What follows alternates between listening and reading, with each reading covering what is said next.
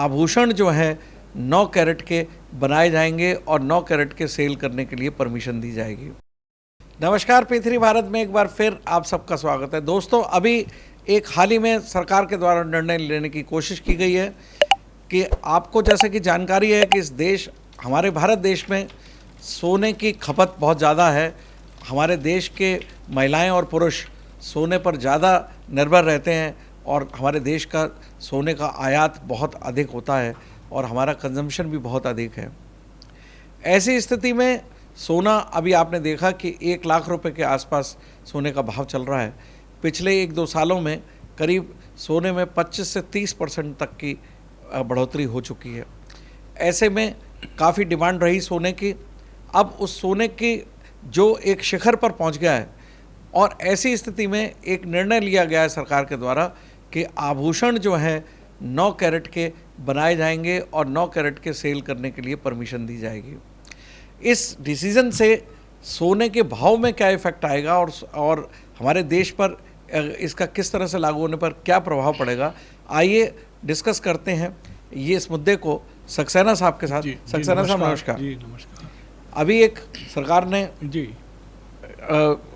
Association of gold association के साथ एक मीटिंग की है, बातचीत की है और जिसमें ये संभावना तलाशने की कोशिश की है कि अगर आभूषण 9 कैरेट सोने में बनाए जाएं और उसको हॉलमार्क कराया जाए तो उस पर काफ़ी सराफा कमेटी ने भी सकारात्मक जो है संदेश दिया है। तो मुझे लगता है कि आने वाले समय में आपके देश में सोने के जो आभूषण होंगे 9 कैरेट के होंगे।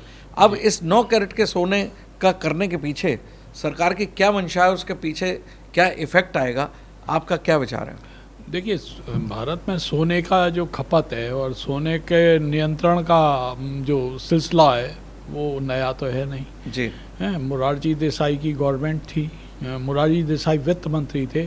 पहला स्वर्ण नियंत्रण कानून आज़ादी के बाद उनके समय में लागू हुआ। गोल्ड बॉन्ड इशू हुए, है ना, और सीमा लगाई गई कि आप इसने ज़्यादा नहीं रख सकेंगे और पहली बार तोले की जगह कैरेट वाला मामला आया निकल के, हैं 21 कैरेट, 22 कैरेट, 24 कैरेट, हैं।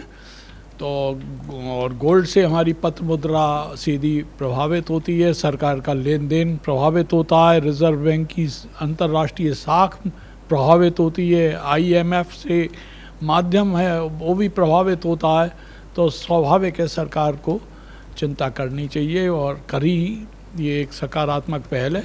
दोस्तों, अगर आपने देखा कि सोने के भाव तेज़ी से बढ़े, उसमें 2 तरह की व्यवस्थाएं थी, क्योंकि संसार के प्रत्येक देश ने सोना खरीदने की कोशिश की अपने भंडार में भी बढ़ाने के लिए, क्योंकि डॉलर के साथ जो अस्थिरता बनी अमेरिका के साथ, तो ऐसी स्थिति में भारत देश ने भी अपने जो रिज़र्व सोने के थे विदेशों में, उनमें से कुछ वापस मंगाया और रिज़र्व बैंक ऑफ इंडिया ने सोने की खरीद खुद के लिए भी की।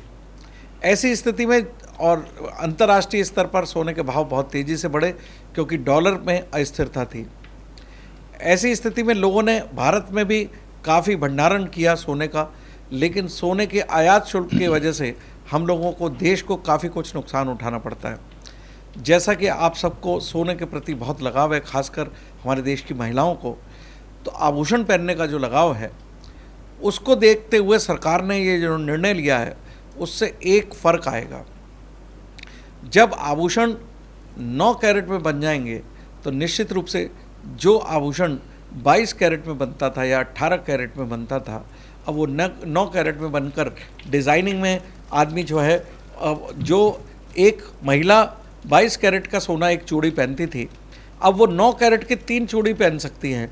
तो ऐसी स्थिति में उनके सोने के लगाव तो पूरा बना रहेगा, लेकिन सोने की खपत कम हो जाएगी उनके एंड पर।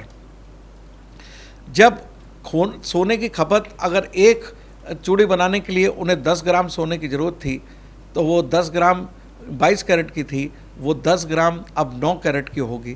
तो निश्चित रूप से आभूषण में जो सोना खपेगा वो लगभग 60% की खपत पे होगा। तो ऐसी स्थिति में हमारे सोने का आयात कम हो सकता है। अब देखें दूसरे पहलू पे जैसे ही सोने की खपत कम होगी, आभूषण का जो महत्वपूर्ण जो रोल होता है देश में सोने की खपत का, वो जब आभूषण का रोल परसेंटेज कम होगा तो निश्चित रूप से सोने की खपत कम होने पर डिमांड कम होगी। तो जैसा कि आपको नियम मालूम है फाइनेंस का कि जब किसी चीज़ की डिमांड कम होती है तो उसके रेट कम हो जाते हैं, और उसके रेट कम होने पर आप और परचेजेस बढ़ाते जाते हैं। तो ऐसी स्थिति में मुझे लगता है कि आने वाले समय पे यदि 9 कैरेट के आभूषण की ये प्रणाली चालू हो गई तो ऐसी स्थिति में लगभग 50% जो है सोने की खपत जो आभूषणों में लगती है वो कम हो जाएगी, और सरकार जो भंडारण करती है वो अपने स्तर पर जारी रखेगी। तो ऐसी स्थिति में सोने का चलन जो आभूषण में है उसके डिमांड कम होने पर मूल्य गिरने का पूरे चांसेस हैं।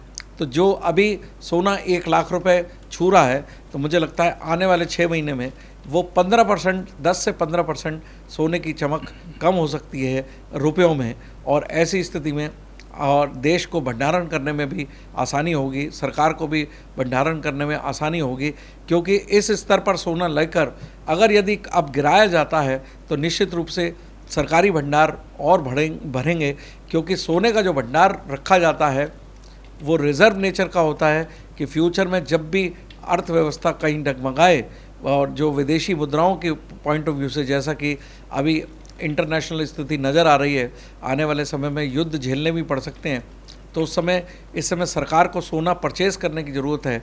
तो जैसे ही आभूषण वाला स्तर कम होगा तो निश्चित रूप से जो 24 कैरेट का सोना है वो सरकार खरीदेगी। तो ऐसी स्थिति में जो सोना जो है सेल में भी जा सकता है। जिन लोगों ने 60-65 हज़ार रुपये 10 ग्राम में सोना लिया हुआ है और वो अब लगभग 1 लाख रुपए हो गया है, तो वो लोग भी तुरंत निकलना चाहेंगे सोने को बेचकर। तो ऐसी स्थिति में सोने के मूल्य में गिरावट आने वाले समय पर देखी जा सकती है, ऐसा मेरा मानना है। और मेरी ऐसी संभावना है कि आर्थिक आकलन इस तरह का है, एक तरफ डिमांड कम होगी और एक तरफ जो अभी सोना एकदम स्पीड से परचेज़ किया गया है वो प्रॉफिट बुकिंग के लिए सेल की तरफ आएगा। तो ऐसी स्थिति में देश के ऊपर जो आयात शुल्क है वो कम होता हुआ नजर आएगा। तो निश्चित रूप से सोने के भाव स्थिर होते हुए नजर आएंगे। न केवल स्थिर होंगे बल्कि सोने के भाव 15% तक कम हो सकते हैं, ऐसा मेरा मानना है। धन्यवाद।